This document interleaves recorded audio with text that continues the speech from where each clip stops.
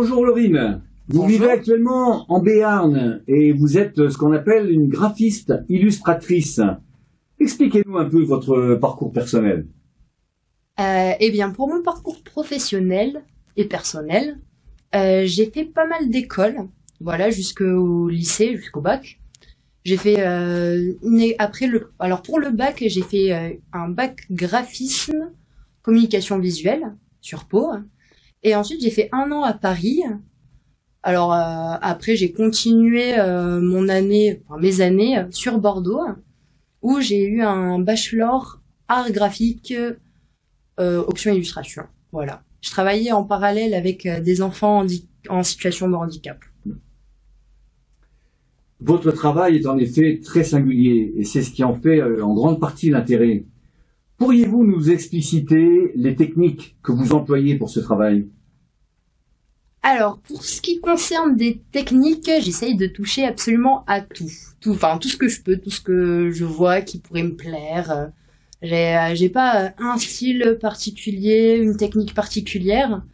J'aime beaucoup travailler à l'acrylique, c'est ce que je fais en général, ou au tubulaire noir. Après, il y a aussi la craie que j'aime bien, craie grasse ou pas. Ça peut être de l'encre de Chine, ça peut être de l'aquarelle, ça peut être du fusain, juste du crayon. Ça peut être un peu de tout, quoi.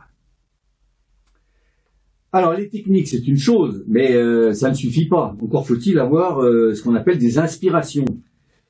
Les thèmes que vous explorez visiblement sont diverses, mais quelles sont donc en particulier vos sources d'inspiration? Alors, pour ce qui est de mes sources d'inspiration, en général, c'est mes rêves. En général, c'est mes rêves, donc, soit je fais la nuit, ou sinon aussi les rêves réels. Donc ça peut être les personnes qui m'entourent. Pour moi, c'est des gens qui font rêver, quoi.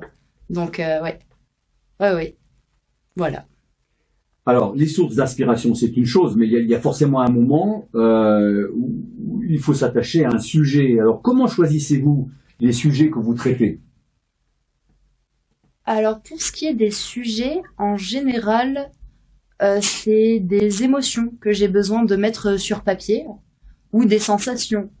Que soit je comprends très bien et qui sont tellement fortes que j'ai envie de les partager, soit que je comprends pas justement, qui m'interrogent et quand je les mets sur papier, après je me retrouve face à ce que je veux comprendre. Voilà.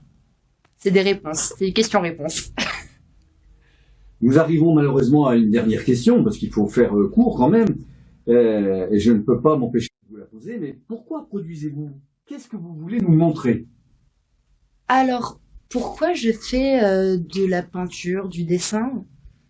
Je pense que la peinture est une thérapie pour moi. Et j'essaie de le partager au plus et même de donner envie aux gens de oser peindre ou dessiner, ne serait-ce qu'un croquis, une esquisse. Parce que c'est la thérapie que je ferai toute ma vie. C'est mon moyen de communication qui me permet d'aller bien. Ça peut être la musique, ça peut être le sport, ça peut être n'importe quoi. Mais voilà, s'il y a des personnes qui aiment dessiner, mais allez-y, parce que c'est une guérison qui se fera toute la vie, quoi. Et ça ne s'arrêtera jamais. Ben, il ne me reste plus qu'à vous remercier pour votre visite et à vous laisser le mot de la fin. Eh bien, merci de m'avoir écouté. Et j'espère qu'on se retrouvera, soit dans une exposition ou ailleurs, qui sait. Au revoir.